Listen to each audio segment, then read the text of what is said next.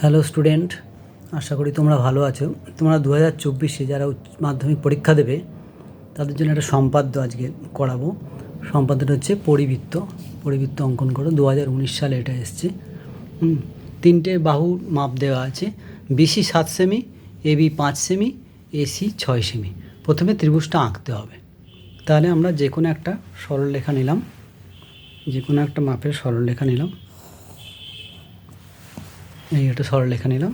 এখান থেকে বড় বাহুটা বিসির সমান করে বিসি 7 সেমি আছে, বিসির সমান করে এটা কেটে নিলাম। এই বিসি কেটে নিলাম। বিসি, এটার নাম দিলাম বি, এটার নাম দিলাম সি। এবারে এবি 5 সেমি, তাহলে এবি 5 সেমি, এটার মাপ নিলাম এবি 5 সেমি। বিতে এখানে বসলাম, এখানে একটা বৃত্ত চাপ আঁকলাম এবি। আর এসি 6 সেমি, এসি 6 সেমির মাপ নিলাম, 6 সেমির মাপ নিলাম। সি প্রান্তে বসিয়ে এসি 6 সেমি, এটা একটা আঁকলাম। দুটো চাপ, বৃত্তচাপ পরস্পর এ বিন্দুতে ছেদ করলো। তাহলে আমরা স্কেলের সাহায্যে এ বি আর এসি যোগ করে দিলাম। এ বি আর এসি যোগ করে দিলাম। তাহলে এইভাবে ত্রিভুজটা প্রথমে আঁকা হলো। এবার এটা আমরা পরিবৃত্ত অঙ্কন করব। এবার যে কোনো দুটো বাহুকে, বিসি বাহু বা এসি বাহু বা এবি বাহু, যে কোনো দুটো বাহুকে আমরা সমদ্বিখণ্ডিত করব। তাহলে আমরা বিসি বাহুকে প্রথমে সমদ্বিখণ্ডিত করছি। বি প্রান্তে বসিয়ে বিসি অর্ধেকের বেশি মাপ নিয়ে, এই বিসি মোটামুটি অর্ধেকের বেশি বৃত্তচাপ মাপ নিয়ে বিসির উভয় প্রান্তে দুটো বৃত্তচাপ আঁকলাম। আবার সি প্রান্ত থেকে আরও দুটো বৃত্তচাপ, সি প্রান্ত বিসির উভয় প্রান্তে দুটো বৃত্তচাপ আঁকলাম। ওই চাপ দুটোকে আমরা স্কেলের সাহায্যে যোগ করে দিলাম।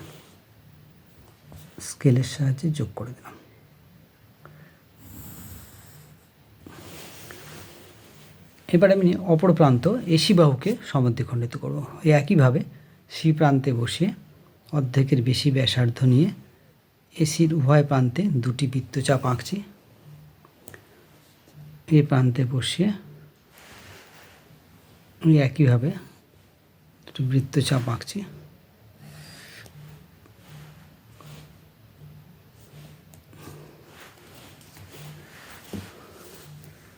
দেখুন, স্কেলের সাহায্যে এই বৃত্তচাপ দুটিকে স্কেলের সাহায্যে যোগ করে দিচ্ছে। তাহলে এটা এসির সমদ্বিখণ্ডক আঁকা হলো, এটা বিসির সমদ্বিখণ্ডক আঁকা হলো। ওই সমদ্বিখণ্ডক দুটি ও বিন্দুতে ছেদ করেছে, ও বিন্দুতে ছেদ করা হলো। সমদ্বিখণ্ডক দুটোর নামও তোমরা দিতে পারো। প্রথমটা বিসির সমদ্বিখণ্ডক এক্স ওয়াই নাম দিতে পারো,